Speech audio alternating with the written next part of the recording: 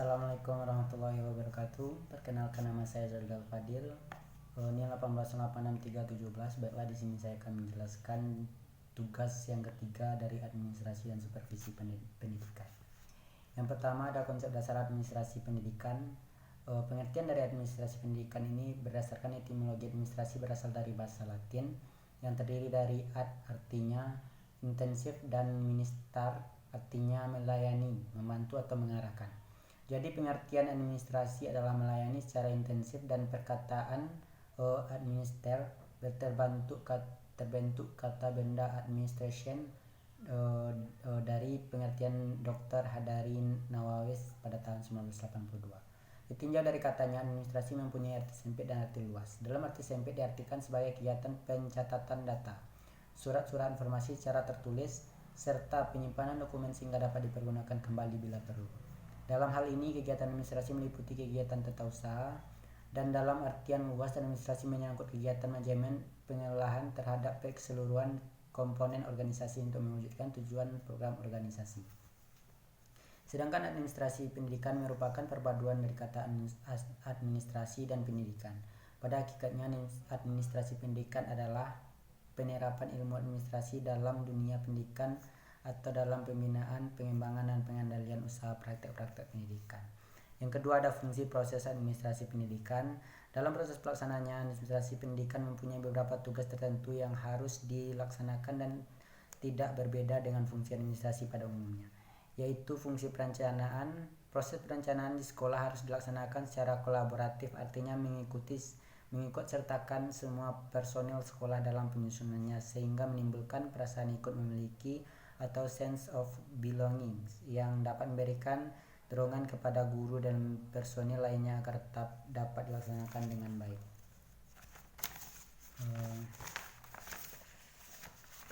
Yang selanjutnya,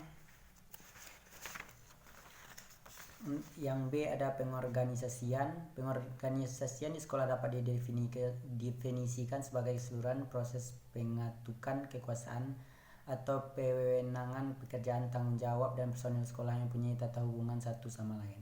Yang ke-C ada pengarahan. Pengarahan menurut Nur Hadi pada tahun 1983 adalah usaha memberikan bimbingan dan pengarahan yang diberikan sebelum suatu kegiatan pelaksanaan dilakukan untuk memelihara, menjaga, dan mengajukan organisasi melalui orang-orang yang terlihat baik secara struktural maupun profesional agar setiap kegiatan dilakukan nantinya tidak terlepas dari usaha pencapaian tujuan pendidikan.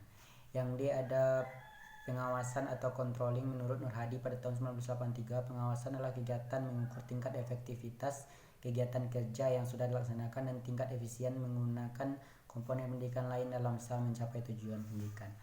Yang ketiga ada ruang lingkup administrasi pendidikan. Ruang lingkup yang tercakup dalam administrasi pendidikan dapat dikelompokkan sebagai berikut.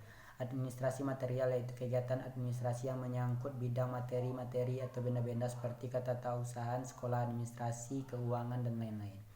Yang B ada administrasi personil, mencakup di dalamnya administrasi personil guru dan pegawai sekolah dan juga administrasi peserta didik. Yang C ada administrasi kurikulum, yang mencakup di dalamnya penyusunan kurikulum, pemberian kurikulum, pelaksanaan kurikulum seperti pembagian tugas mengajar pada guru-guru, penyusunan silabus, dan sebagainya. Administrasi pendidikan mempunyai ruang lingkup atau bidang garapan sangat luas. Lebih rinci, ruang lingkup administrasi pendidikan dapat diuraikan sebagai berikut. Yang pertama ada administrasi tata letak sekolah, organisasi dan struktur pegawai tata usaha, otorisasi dan anggaran belanja keuangan sekolah, masalah kepegawaian kesejahteraan personil sekolah, masalah perlengkapan dan pembekalan keuangan dan pembukuannya. Yang kedua ada administrasi personil guru dan pegawai sekolah, meliputi pengangkatan dan penempatan tenaga guru, organisasi personil guru, masalah kepegawaian dan kesejahteraan guru, rencana orientasi bagi tenaga guru yang baru in service, training dan upgrading guru-guru. Dan yang ketiga ada administrasi peserta didik, meliputi organisasi dan perkumpulan peserta didik, masalah kesehatan dan kesejahteraan peserta didik, penilaian dan pengukuran kemajuan peserta didik, bimbingan dan penyuluhan bagi peserta didik atau guidance and counseling.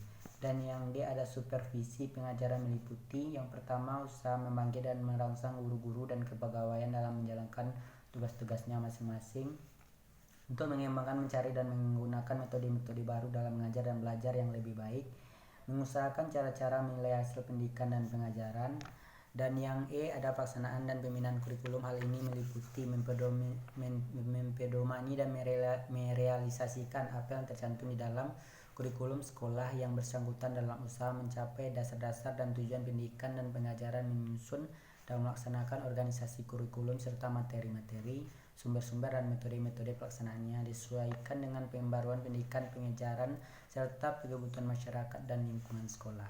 Dan yang terakhir ada pendirian dan perencanaan bangunan sekolah, meliputi cara memilih, letak dan menentukan luas tanah, mengusahakan, merencanakan dan menggunakan biaya pendirian gedung, menentukan jumlah ruang kelas, kantor, gudang, asrama dan lapangan olahraga.